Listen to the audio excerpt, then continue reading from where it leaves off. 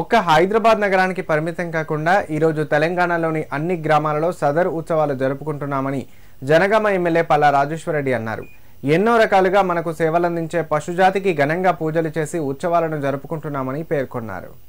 సిద్దిపేట జిల్లా కొమరవెల్లిలో గ్రామ యాదవ సంఘం యువత నిర్వహించిన సదర్ ఉత్సవాలకు జనగామ ఎమ్మెల్యే పల్లా రాజేశ్వరరెడ్డి హాజరయ్యారు.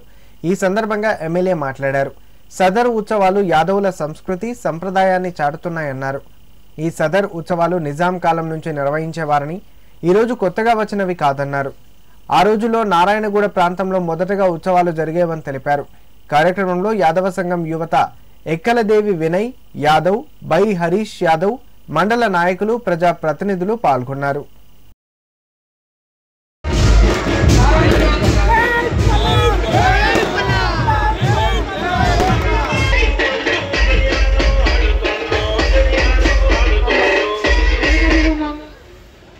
जी